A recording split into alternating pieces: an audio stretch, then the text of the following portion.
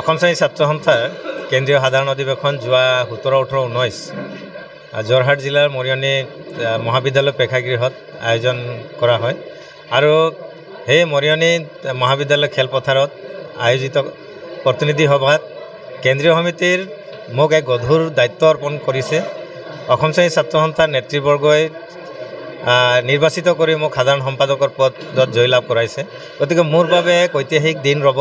মৰিয়নি খেলপথাৰ মোৰ বাবে ঐতিহাসিক হৈ ৰ'ব, কাৰণ লখিমপুৰ জিলাত 1975 চনৰ পৰা আৰম্ভ কৰা এই ছাত্ৰ জীৱনৰ যাত্ৰাত আৰম্ভ কৰা এই ছাত্ৰ নেতাসকলে বহু কষ্টৰে লখিমপুৰ জিলাৰ ছাত্ৰ সংগঠনটোক আগবঢ়াই নিছিল আৰু আজি পৰ্যায়ক্ৰমে আগবাঢ়ি গৈ মই নিজেই অসম শ্ৰেণী ছাত্ৰ সন্থাৰ ইয়াৰে আগতে কেন্দ্ৰীয় সমিতিৰ সহকাৰী সাধাৰণ সম্পাদক আছিলোঁ আৰু অসমৰ ছাত্ৰ সংগঠনৰ প্ৰত্যেকজন বিষয়ববীয়াৰ তথা নিৰ্বাচনৰ ফলত মোক সাধাৰণ সম্পাদকৰ গধুৰ দায়িত্ব অৰ্পণ কৰিছে।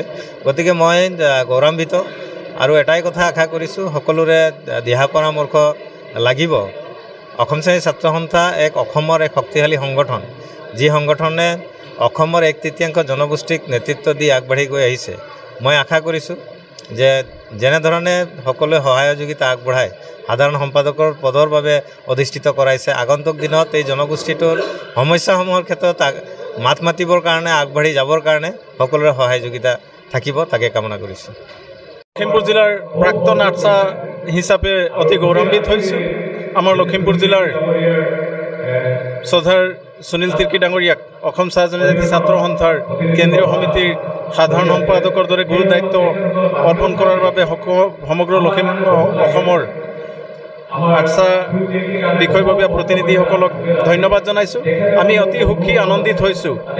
সুদীৰ্ঘ সময়ৰ পাছত আমি এক গুৰু দায়িত্ব লাভ কৰিছোঁ লখিমপুৰবাসীয়ে, আৰু আমাৰ সম্পূৰ্ণ বিশ্বাস আছে তেওঁৰ নেতৃত্বত আৰ্চাই শক্তিশালী ভূমিকা পালন কৰিব।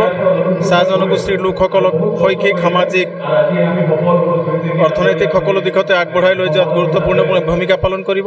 লগতে ধন্যবাদ জনাওঁ প্ৰচাৰ সম্পাদকৰ দৰে গুৰুত্বপূৰ্ণ দায়িত্ব আমাৰ বাবুল পায়েকৰ দৰে যেন শক্তিশালী আৰ্চা কৰ্মীক দায়িত্ব দিছে, আমি ধন্যবাদ জনাইছোঁ। আঁঠুৱাৰ বিষয়ববীয়াসকলকো অতি গুৰুত্বপূৰ্ণ পদত দায়িত্ব দিয়াৰ বাবে ধন্যবাদ জনাইছোঁ। আৰু আজি লখিমপুৰ জিলাৰ অন্তৰ্গত প্ৰাক্তন আৰ্চা নেতাসকলে আজি এই বিশেষ অনুষ্ঠান আমি আয়োজন কৰিছোঁ।